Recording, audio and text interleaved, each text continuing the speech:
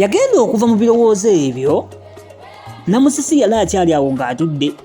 Kale ne yeekangabiriza nti owange atudde ntitibwa okola ki wano? Simanyi oyagala omusala gwe mbadde n'akakongeza ate ngusaleko. Kale Namusisi yaddamu mangu nti nedda ssebo. Kupita nti kale nno nnyamuka. Kati avudde mu kiro eky'olukwanokwano azze mu mbeera ya boosi nga bw'ebeera. Amugaye nnyamuka. Kale mukazi wattu n'avaawo. Kyokka yasigala ategeeridde ddala nti wabaddewo ekikulu. Pita kyabadde ayagala okumugamba. Kyokka naye n'abyesonyiwa. Namusisi bwe baali batudde ku mmeeza nga bali ekyeggulo ne mwannyina Saamu, awo Saamu kwe kusumululira mwannyina eggulire eryokya nti nkulabidde omusajja anaakuwasa wampisa, mulungi, mugagga era yasoma. Naye Saamu yeewuunya okulaba nga gwabuulidde ekintu kyabadde alowooza nti kikulu nnyo tafuddeeyo. Bwe kumubuuza nti omusajja gwe nkulabidde oyinza okumuteeba? Namusisi yaddamu nga taliimu na kiwuggwe n'akamu nti sisobola. Saamu amaanyi ne gamuggwamu okulaba nga mwannyina addamu ate naky'oyooyo atyo. N'amubuuza nga yeesusonkereza nti simanyi toyagala kufumbirwa, oyagala kukuba bwamalaaya? Simanyi eyo gye wateranga okugenda mu mikwano gyo weefunirayo abalenzi? Kale Namusisi edda bwe yabanga agenda okusula ewa Mbayiwa, yalimbanga mwannyina nti waliwo omukwano gw'omuwala eyamuyise okusula ewaabwe. Ne Saamu kubanga yali tayinza kutereera mwannyina nga tamuteebereza nnyo na kubeeramu bwemakuze, era teyafangayo ebyo kubirondoola. Kale Saamu yalaba munne eby'omusajja tebimukutte mu babiro, kwe kwongera okujubisa. Tesanna omulenzi oyo omumanyi, ate nga nange mbadde namukwagaliza bwadda. Naye ate nange ekineewuunyisiza kwe kulaba nti bwazze okunkuba akaama aggukidde ku ggwe nti ayagala akuwase. Nange musembye bulambalamba, era okumanya nga yankyamudde nnyo mu kifo ky'okungulira bbiya nze namugulidde. Namusisi ebyo tebyamukyusaako. N'abuuza Saamu ng'alinga ajjawo oluwalo nti ye omulenzi oyo gw'ogamba yaani? Ko Saamu nti ye Pita. Namusisi n'addamu ng'alendera nti Pita. Mwannyina ne yennyamira nnyo, n'amubuuza nti omwagala oba nedda? Namusisi n'addamu nti sooka ondeke baaba, omanyi saagala kufubuutukira nsonga nkulu nnyo ng'eyo. Mpaayo omwezi ndikubuulira nga bwe nnyongera n'okwetegereza Pita. Omanyi nga bw'ali mukama wange mbadde sifunangayo yadde okufaayo okumulingiriza ndaba oba ng'afumbirikika oba nedda.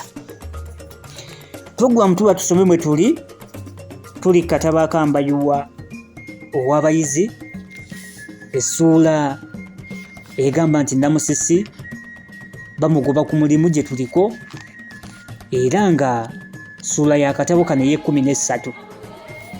Mbayiwa gwe tutunuulira obulamu bw'omuvubuka ono omukyakaze, omusaazi atwala ebintu awo nga bw'abiraba, omuvubuka bwe tutamanyi future ye egenda kubeera etya okusinziira we twakatuuka, omuvubuka gw'otayinza kwenyumirizamu bw'oba gwamuzaala, omuvubuka omukwano gwe gukozesa kyonna kye gwagala.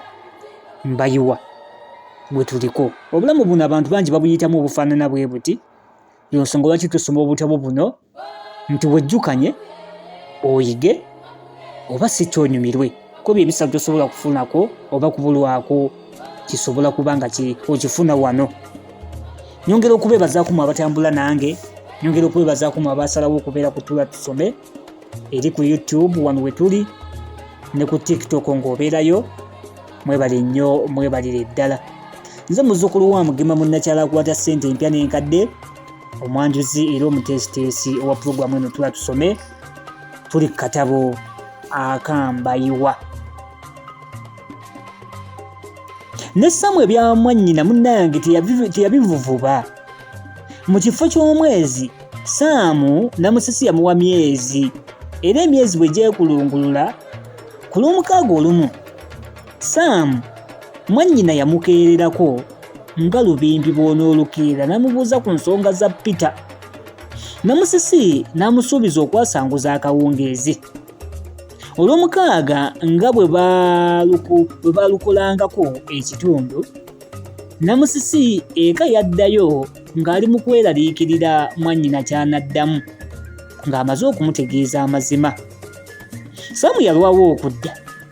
Yatuuka ku ssaawa nga 9 eggulo.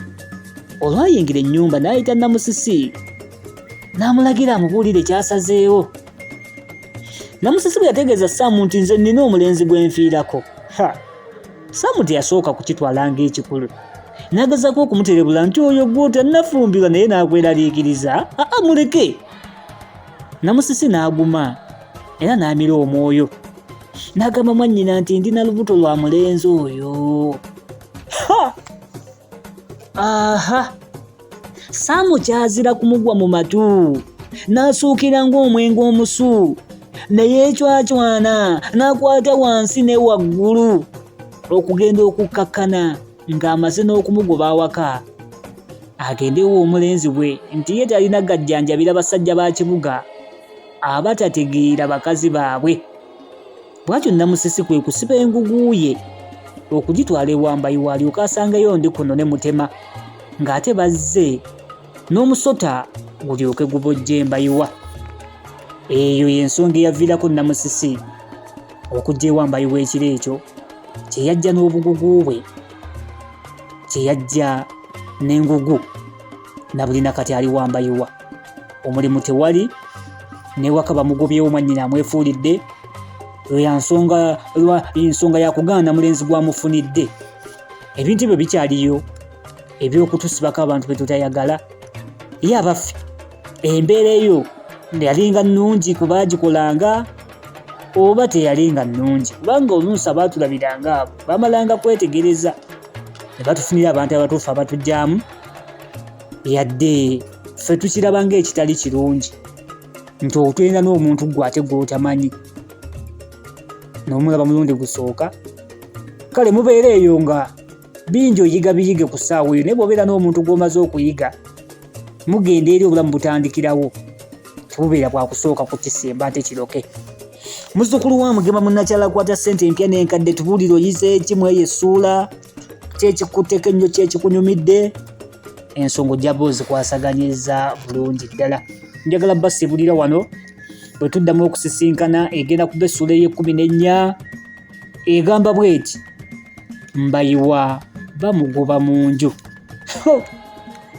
Mbayiwa bamugoba mu nju y'essuula egenda okuba ng'eddako, lwaki sibeerekeriza. Muzzukulu wa Mugema munnakyala akwata empya n'enkadde mbasibulidde wano awangaale ayisa abasajja kabaka agundegunde ayibeene.